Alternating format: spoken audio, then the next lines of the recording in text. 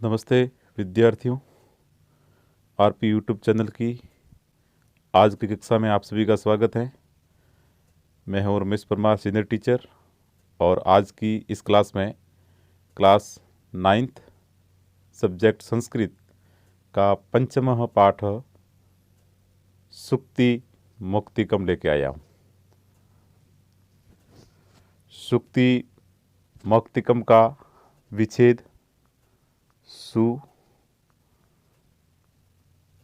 धन उक्तिकम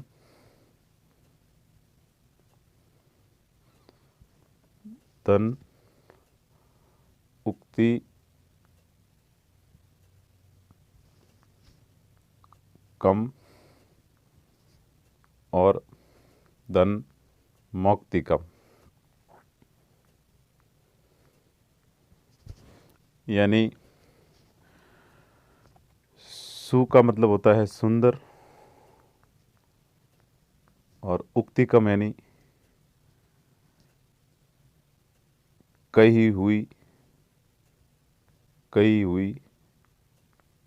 बात। समझ गए होंगे। पंचम पाठ का अपना शीर्षक है सुक्ति मौक्तिकम। सुक्ति मौक्तिकम का अर्थ है सु यानी सुंदर और उक्तिकम यानी कही हुई बात। यानी इस पंचम पाठ में हमारे संस्कृत के अनेकों ग्रंथों में जो सुंदर अच्छी बातें कही हुई है उन बातों का संकलन है जो आपको जीवन में धारण करनी है और अपना जीवन है वो सफल बनाना है। इसे पढ़कर आपको अपना जीवन सफल बनाना है। पाठ का परिचय। प्रस्तुतो अयम पाठ नैतिक शिक्षाणां प्रदायक रूपेण वर्तते। यानी प्रस्तुत ये पाठ नैतिक शिक्षा को प्रदान करने के रूप में है। अस्मिन् पाठांशे विविध ग्रंथेभ्यः संग्रहणं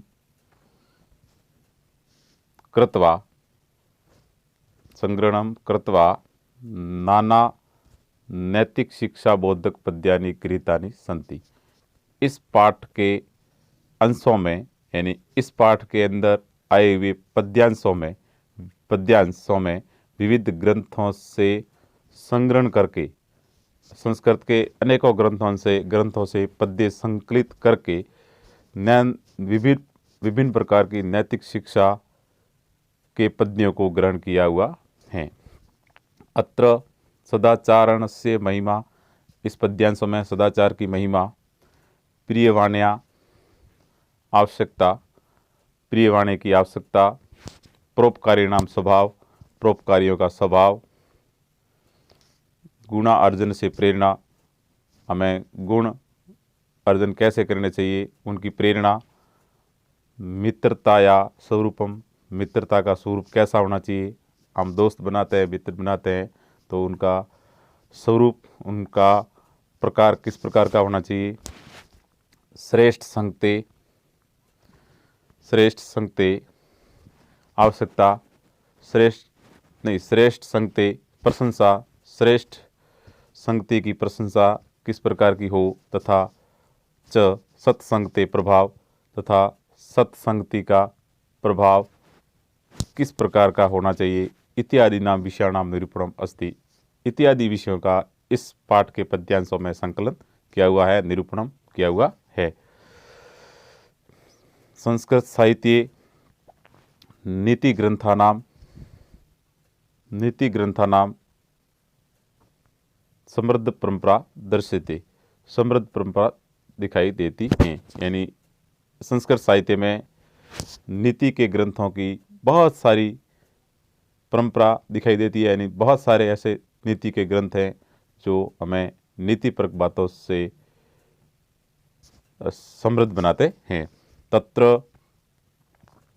प्रतिपादित शिक्षाणाम अनुगमनम कृत्वा जीवन साफल्यम कर्तुम शक्यते। यानी तत्र यानी वहाँ का अपने संस्कृत साहित्य में जो नीतिपरक ग्रंथ हैं, नीति ग्रंथ जो हैं, उनमें जो दी हुई शिक्षा है उनका अनुगमन करके हम अपने जीवन को सफल बना सकते हैं, हम अपना जीवन सफल कर सकते हैं। तो ऐसे ही कुछ पद्यांश हमारी संस्कृत की पाठ्य पुस्तक में पंचम पाठ सूक्ति मुक्तिकम में यहाँ दिए हुए हैं, अनेकों ग्रंथों से संकलित करके यहाँ आपके लिए, आपके अध्ययन की दृष्टि से यहाँ दिए हुए हैं। उसमें पहला जो श्लोक है वो है अपना मनुस्मृति से। मनुस्मृति मनु द्वारा रचित एक ग्रंथ है जो भारतीय समाज के रीति रिवाजों, आदर्शों का पालन करने योग्य कुछ नियमों का इसमें संकलन किया हुआ है।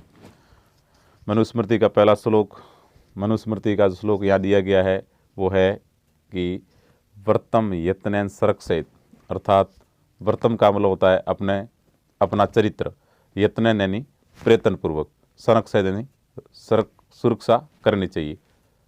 इसका अर्थ ये हुआ कि अपने चरित्र की मनुष्य को हमेशा रक्षा करनी चाहिए, यानी चरित्र को हमेशा अच्छा सुंदर बनाए रखना चाहिए। क्यों? क्योंकि वितम एति च याति च, क्योंकि वित्त यानी धन, एति यानी आता है, याति यानी जाता है, क्योंकि धन तो आता है और जाता है। इसलिए धन की रक्षा किए बगैर हमें अपने चरित्र की रक्षा करनी चाहिए, क्योंकि चरित्र से ही धन को कमाया जा सकता है, लेकिन धन से चरित्र को नहीं कमाया जाता। दूसरी पंक्ति में लिखा है कि अक्षीणो वितत्तः, यानी वितत्त यानी धन के क्षीण होने पर, क्षीण का मतलब होता है कम, क्षीण यानी कम। यदि धन हमारा कम हो जाता है, हमारी संपत्ति कम हो जाती है तो कोई फर्क पड़ने वाला नहीं है। लेकिन यदि क्षीणो वर्तस्तु अतोहत, लेकिन यदि व्रत का मतलब होता है अपना चरित्र, यदि चरित्र अपना कम हो गया, चरित्र अपना खो गया, तो मनुष्य का सर्वस्व नाश हो जाता है। ये इस पहले श्लोक मनुस्मृति का जो है इसका अनुवाद था। एक बार वापस पूरा अनुवाद कर लेते हैं कि चरित्र की मनुष्य को प्रयत्नपूर्वक रक्षा करनी चाहिए, क्योंकि धन तो आता है और जाता है, और धन कम होने पर किसी प्रकार का कोई प्रभाव नहीं पड़ता मनुष्य पर। लेकिन यदि मनुष्य का चरित्र खो जाता है तो उस व्यक्ति का सर्वस्व विनाश हो जाता है। ये था पहला श्लोक। दूसरा श्लोक है अपना विदुर नीति से लिया हुआ। दूसरा श्लोक जो अपना है वो है विदुर नीति से लिया हुआ। इस श्लोक में बताया हुआ है कि सूर्यताम धर्म सर्वस्वम श्रुत्वा चैव अवधारिताम, अर्थात सूर्यताम यानी सुनना चाहिए, धर्म सर्वस्वम धर्म के सार को, यानी मनुष्य को धर्म के सार को हमेशा सुनना चाहिए, धर्म की बातों को हमेशा सुनना चाहिए। यहाँ धर्म का मतलब है अच्छी,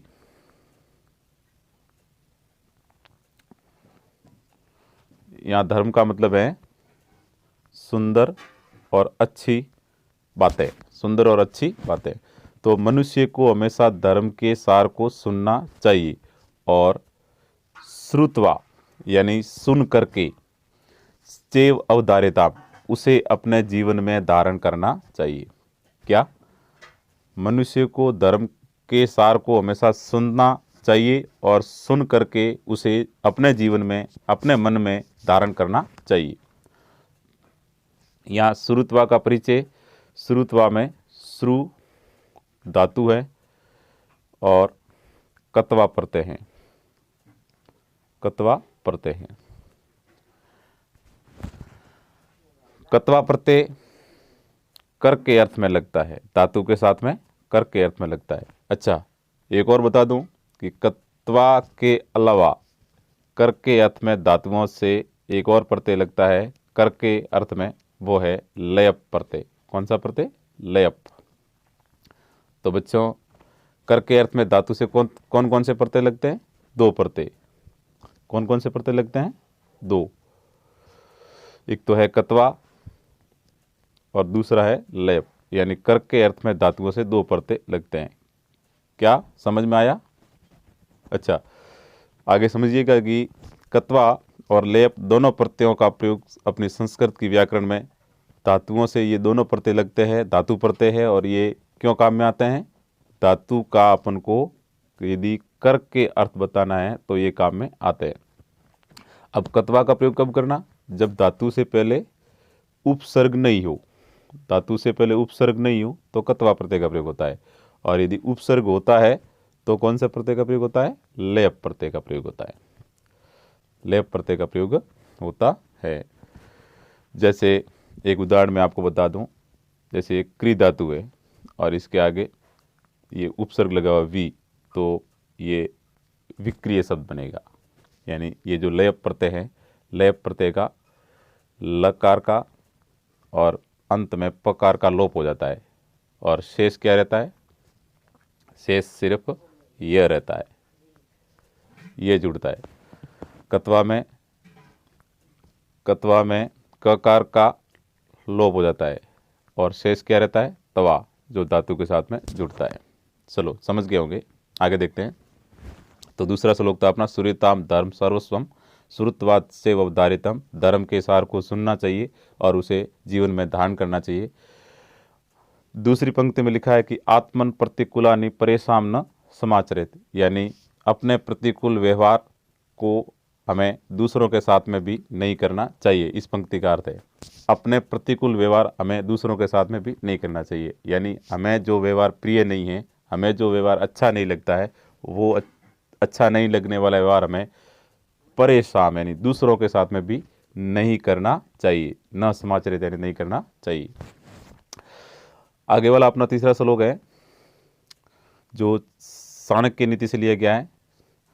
चाणक्य कौटिल्य जिसका दूसरा नाम है, इन्होंने एक ग्रंथ लिखा है अर्थशास्त्र, वहाँ से ये श्लोक लिया गया है।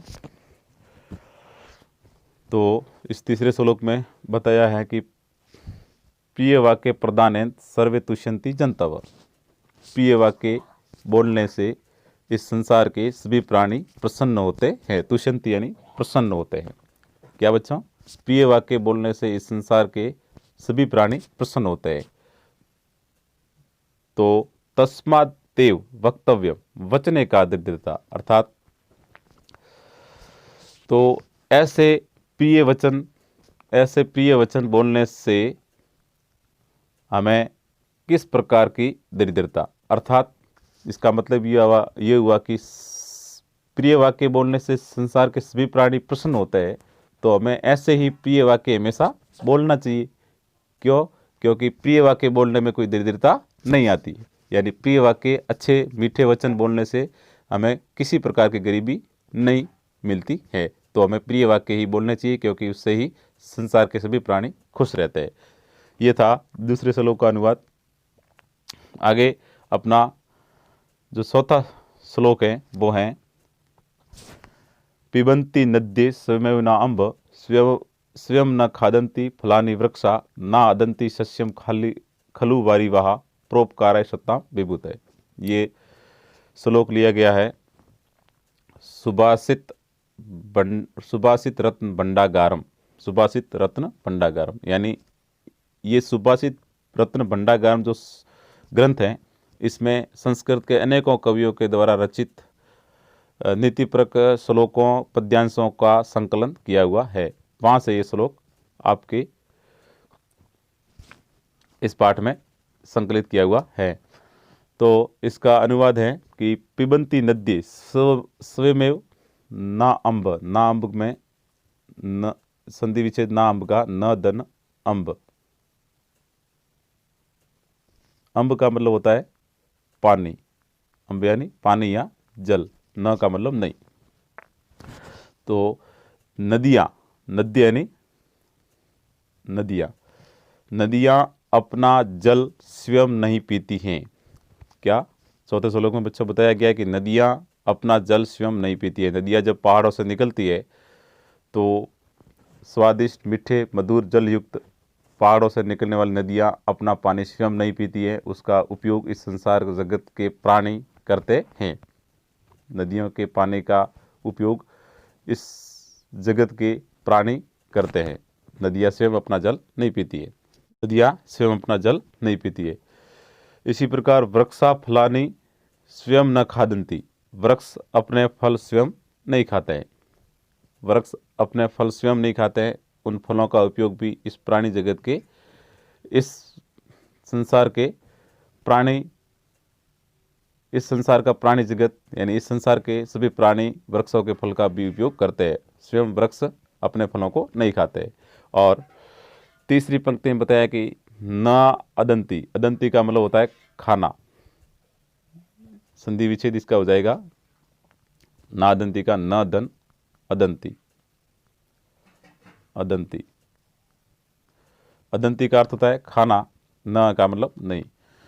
ना अदंती सस्यम खलु वारिवाह, वारिवाह यानी बादल, वारिवाह का अर्थ क्या हो जाएगा बादल, यानी बादल, सस्यम यानी धान, बादलों द्वारा उगाए हुए धान को बादल स्वयं नहीं खाते हैं। तीसरी पंक्ति में जो लिखा है वो इसका अनुवाद है कि बादल अपने द्वारा उगाई हुई फसल को नहीं खाते, अपने द्वारा उगाए हुए धान को नहीं खाते। तो नदियां अपना जल स्वयं नहीं पीती है, वृक्ष अपने फल स्वयं नहीं खाते हैं, और बादलों द्वारा उगाए हुए धान को बादल स्वयं नहीं खाते हैं। उन सभी का उपयोग इस संसार के प्राणी करते हैं।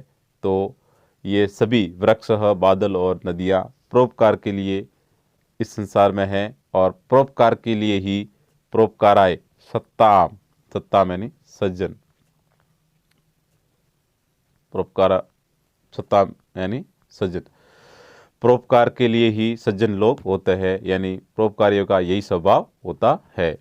तो बच्चों, पंचम पाठ सूक्ति मुक्तिकम का आधा भाग, भाग नंबर 1 आज हमने पढ़ा, और अगला भाग हम अगले वीडियो में पढ़ेंगे। तो बने रहिएगा अगले वीडियो के अंत तक। ये वीडियो अच्छा लगा तो आपको लाइक करें, शेयर करें, कमेंट करें, और मेरे चैनल पर यदि आप पहली बार है तो चैनल को सब्सक्राइब जरूर कर लेना, और बेल आइकन दबाना, ताकि नई वीडियो का नोटिफिकेशन आपको समय पर मिलता रहेगा। थैंक यू बच्चों, धन्यवाद।